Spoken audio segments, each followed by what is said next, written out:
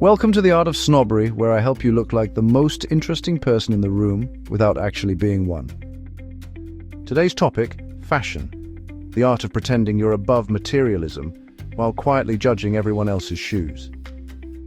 Fashion isn't about clothes, it's about class.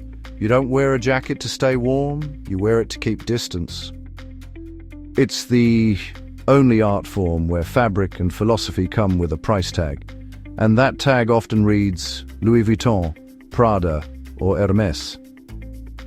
Each house has its own mythology. Louis Vuitton, born as a trunk maker, now carries the world's aspirations and monograms them. Prada, the intellectual's choice, clothes that look simple until you realize you don't understand them. Hermès, timeless and untouchable, a scarf, a saddle, a Birkin, and a 6-year waiting list. Gucci, the eternal drama queen, bold, baroque, and slightly intoxicated.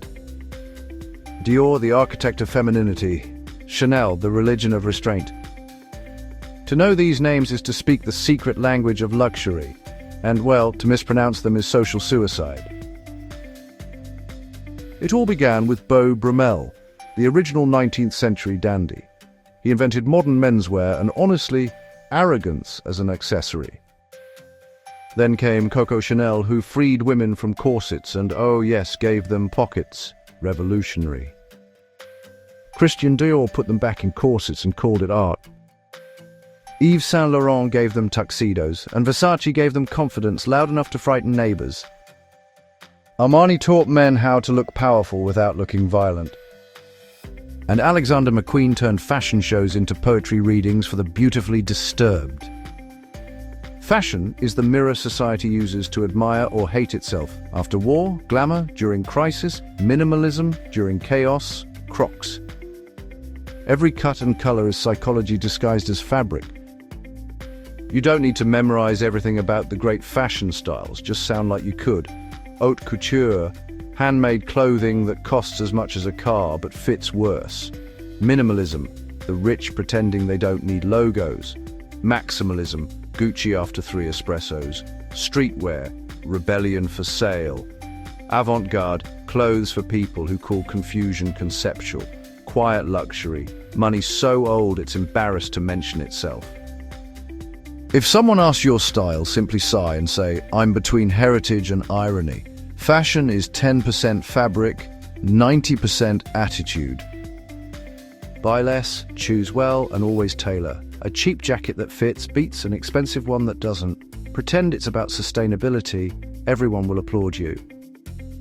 If you don't have much money, vintage is your ally. Oh, this old thing?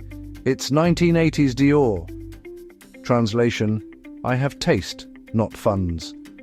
And never underestimate confidence. Walk like your coat has its own PR team. Let's talk about the forbidden silk in the room, the fake Hermès shawl, the replica Louis Vuitton bag, the found on a trip to Paris Chanel. Can you wear them? Technically, yes, socially. Only if your irony is flawless. Because you know, a counterfeit doesn't just copy a logo, it copies desire. It's not a crime of fashion, it's a confession of insecurity. The true snob doesn't avoid fakes because of ethics.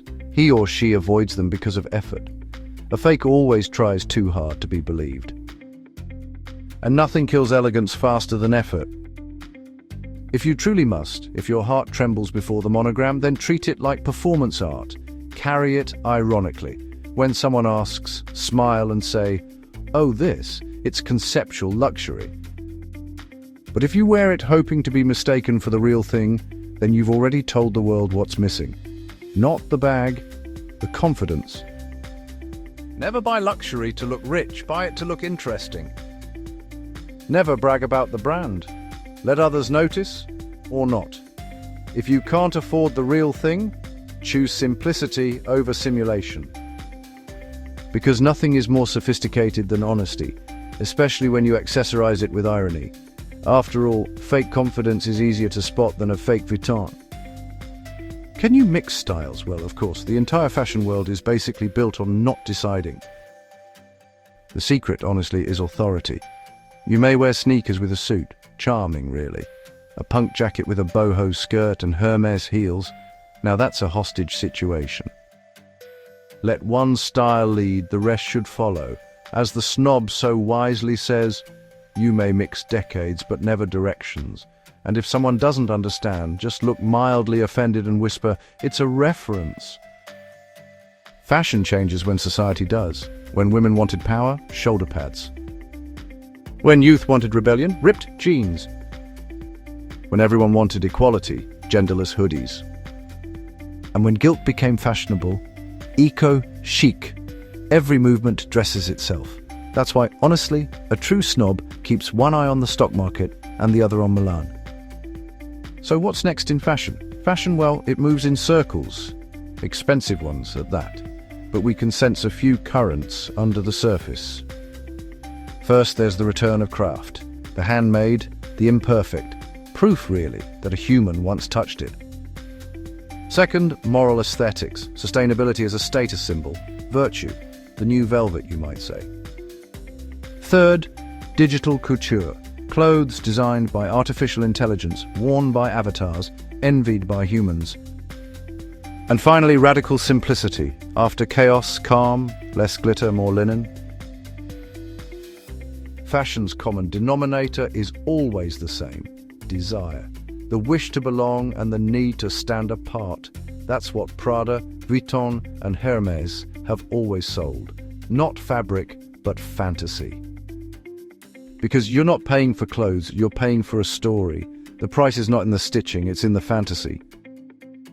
A Hermès bag is not just leather, it's a status permit. A Louis Vuitton monogram doesn't protect your wallet, it protects your ego. A Chanel jacket doesn't just fit, it reassures.